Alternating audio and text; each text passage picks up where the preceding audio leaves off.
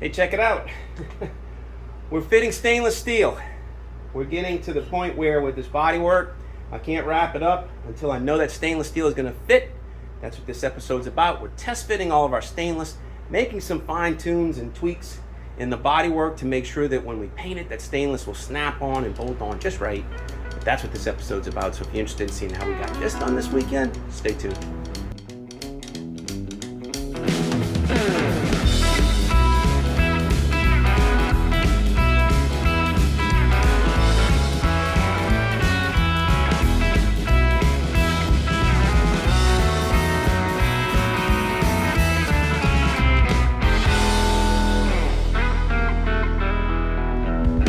Welcome back to Christine's Garage. This is Restoring Christine. We're working on our 56 Bel Air, getting after it, trying to get this car ready for paint. And the last episode that I did, I went over a little bit of the detail that we're trying to chase, that last little couple of 2 or 3%, to make sure that we get all the details right on the car. And I'm struggling for content right now because it's not exactly a lot of photogenic work. Some of my subscribers commented. I had two different comments. One was a recommendation, said, hey Bill, you know, before you think you've got it all nailed down, why don't you bring back all of your stainless and your bezels and you can test fit all that. And I have another one of my subscribers, somebody that's been with me since the very beginning, said, you know, hey, here's a good idea for another episode coming up if you're getting stuck. So that's what we're going to do this week. I went to the warehouse and I picked up all of my stainless steel. I brought all that back to the garage, and now I'm walking around the car and I'm test fitting everything, and that's what this episode is going to be about. Is let's see what we need to do to make sure that we get that stainless steel fitting just right. I know I've got some holes that I've lost along the way. When I replaced metal, there were holes that were meant to receive little stainless clips. So we don't want to be drilling those through finished paint. We want to be drilling those through primer that we can prime over and paint over, so that way that little exposed edge gets some protective coating. So that's what this episode is going to be about. So let's get after it. This is most of the stainless that goes on Christine, and I say most because some of it's already pulled out. I've got a few pieces pulled out here, some pieces pulled out here, some pieces already sitting on the car. But there's a lot of it because this is the Bel Air model. So the Bel Air has, you know, the possibility of having a two-tone stripe down the middle. So it splits. There's actually two parallel lines of stainless that comes down here and it pinches at the middle at a bullet. And then it goes down there, and then one rides all the way back down. It's different than the 210. The 210 comes all the way, a single, it comes all the way from the back to the front. And there's a different bar that divides up here for the two-tone for the 210 model and the one. Quite sure. So we're playing with this and trying to see how this fits. And then on the edge, there's another piece that comes and wraps around the A-pillar right here. And I have some corroded bracket that goes in it. I can't tell if there was supposed to be a screw in that or not. Looks like maybe there was. So we'll have to probably look into new clips for these things and see exactly what it is that we're missing. But this comes in so many different pieces. Let me assemble it. So I just put those two pieces together so we can continue where we're going. And you can see how this wraps around, and it's got a little tail piece that comes over here around this side. So this stainless looks like it's intending to ride right in this little track. And that little track's in good shape. I didn't move it. That's all factory original. So this is all looking good. And then in here, I was worried about the shape of this as it tied into the fender and the door, and it looks like a lot of that's going to be hidden. Yeah, so I don't know. I showed you last week how I extended this out. Now I can see why I needed to do it. So we're on the right track with that. So I'm not going to spend a whole lot of time fiddling with this because it looks like all that's covered. You know, we get right up in there and that's going to fit just fine. Next piece that goes on is the cap that goes on the post.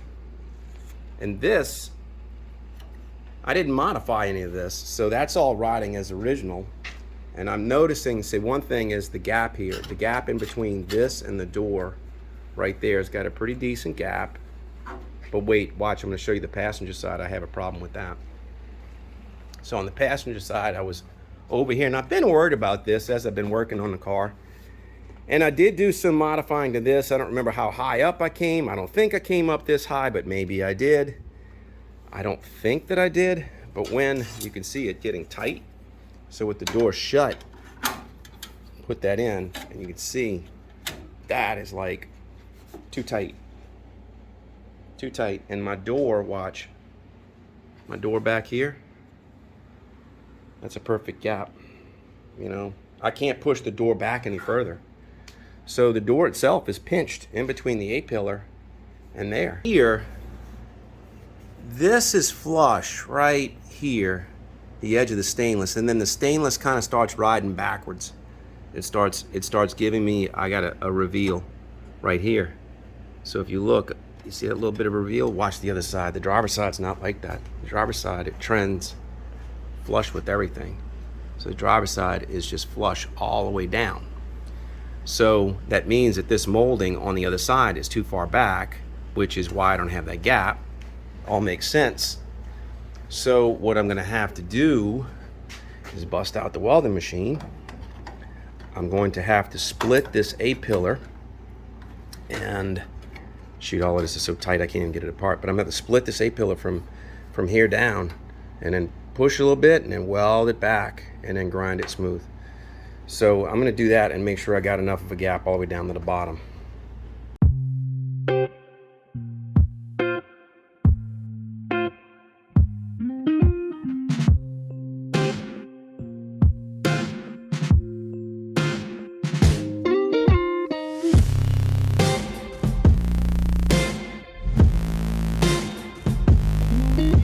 Quickly show you before I weld it, before I grind all this down and welding it, but now got it.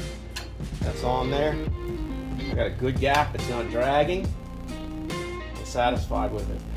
So now this edge is right on the edge of this. So it was off by just a little bit. Tried to beat it with a 2x4 and it didn't come. So now I had to beat it with the maul directly. And this looks very, you know, this looks beat up, but it's going to be behind stainless, so I'm not gonna bother fairing that out too much, but I'm gonna go ahead and weld this up now.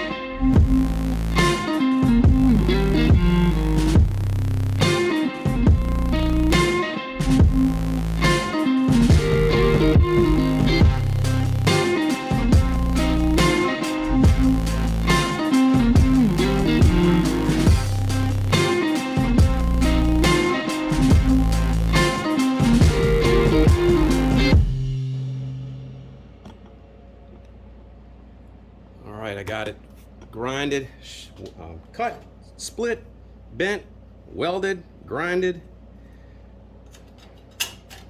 or ground. Maybe I can't English today. There you go. That's much better. Much more betterer. Much more betterer. Right there. All right, so now I'm back at the rear C-pillar. And on this Bel Air, I've got a complete piece that covers all this. And this piece of stainless is actually in two sections.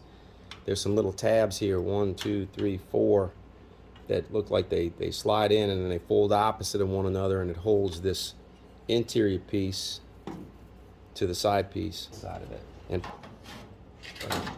in order to get it on, you got to do the bottom corner first, kind of force it around, and there it goes. So I don't want to pinch that in too much. I know that's going to go in the hole and get tight, but right now it's tight here, it's tight here, it's trending here. Now check this out. You can see this shape. Now I did an episode where I repaired this package tray in this C-pillar area, and again, I say it every chance I get. That's the part I'm most proud of. Da-da-da. But I've been tinkering with this groove, and I just didn't know how much of this was going to be buried by stainless, but so far it looks like all of this is buried by stainless. So I just need to make sure that nothing holds the stainless off, and I'm seeing that it does trail a little bit away from the car here, but I mean the stainless itself can be bent. I'm also seeing that right now it is trending really tight on the bottom, and then it kind of rides up. So I can't tell. I need to put a straight edge to see if the stainless needs to go down, and I don't know if it can, but if it can, I'm gonna push it down. But if not, I might have some filler in here. I might have to cut this deck down a little bit and just sand that down a little bit to make sure that that fits. So on the window, this is the piece that goes all the way around the edge of the window, and this is gonna be a pain in the foot to polish. But now this is the moment of truth, is to see if this is gonna fit on this window. So I don't have the glass in. Oh, one more thing. You'll see I left little clips. So there's these little clips here. There were little clips here, there were little clips on the bottom, and I left some of those when I took the car apart, but that's what this snaps behind. I don't plan on reusing these. I plan on getting new ones, but I wanted to leave them because it was like, they weren't in the way. And I just didn't want to, you take everything apart and then you forget what the heck you started with. So I have another clip over there, but I'm looking at, let's see if I can get you where you can see. All right, so I am looking at how this is going to ride in, and this is going to go in that clip, and there's going to be more clips over here, and this is going to ride in this. So when I see how this rides in this clip, it looks like the bottom of this stainless right here, the bottom of the stainless is riding in that little groove.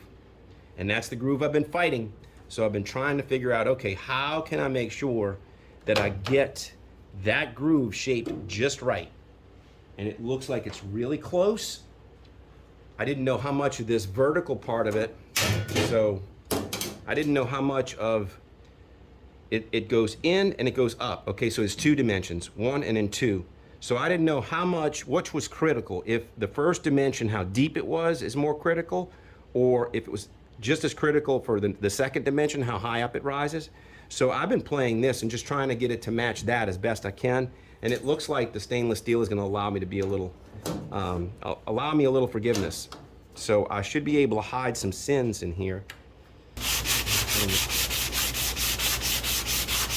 So I'm taking a straight edge and just riding right on that edge, because now that I know it's high, I just know to focus attention on it. And I can see I'm coming through filler. I got a couple of different layers there.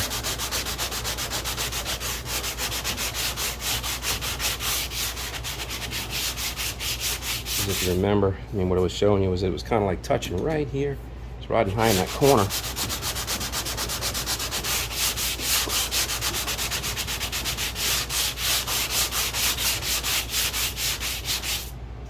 Making sure I'm not hitting any metal. I know I'm hitting metal right there, but not back here. So you can see what it's doing. So it must have had a high spot there. I just didn't catch. So I'm so glad I brought that stainless out and did this. Let's see how that looks. Oh yeah. Should be.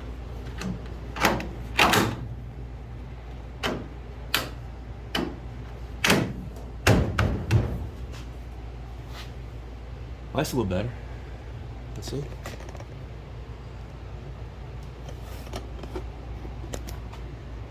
Come and see it. You can see me. Hello. Yeah, but it's right there. So that's a little better. And I think what I'm gonna end up doing is I'm gonna end up bending that. Yeah. All right, so I got my long piece of stainless out, and in replacing this quarter panel, the weld somewhere up here, and it was somewhere near where these holes were. So these holes got lost. I had previously had dimensions to them, but I never did. I primed over the dimensions before I put it in. So I still have these clips, and they're still aligning with the holes that are already still here. So I'm going to put this in as best I can back here. Hold it up, mark it. I'm going to get a pencil. I'm going to put this piece on, mark that, and then mark where I'm going to put my holes, and we can drill it. So tell me if you've seen this before or you do this. My dad was a carpenter, and so he always had a pencil. He always had a number 2 pencil. He usually had whatever was handy. Sometimes he had the little flat, the lumber pencil, carpenter's pencil. But when he had a number 2, he had a place for holding it, and it was right there. And I can't tell you how many times when I've needed a pencil, without even knowing there's one behind my ear, I just went and reached up there to grab it. So I don't know, just silly stuff. But you know, I remember my dad whenever I do that. Whoop, he's been going for a long time. You know, my dad's the one who taught me everything I know about cars, and most everything I know about cars. And he's been gone now for 27 years. It's been a long time, and I miss him. So, here's to you, Dad.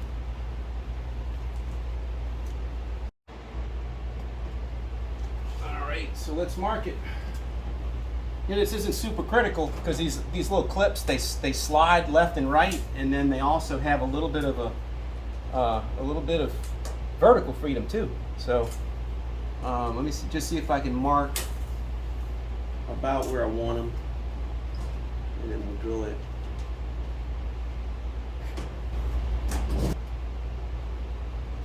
Yep.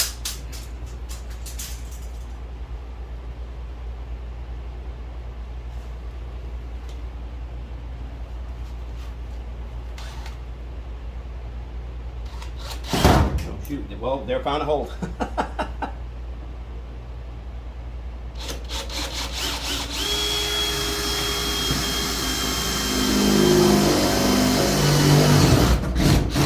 That's right, my splice didn't go up that high.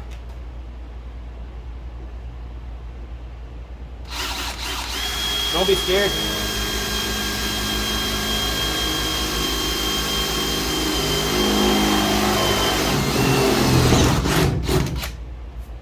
Yep.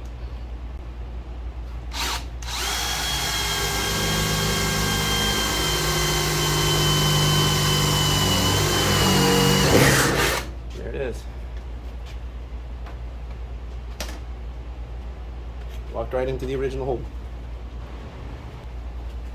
So let's put it on, just to see.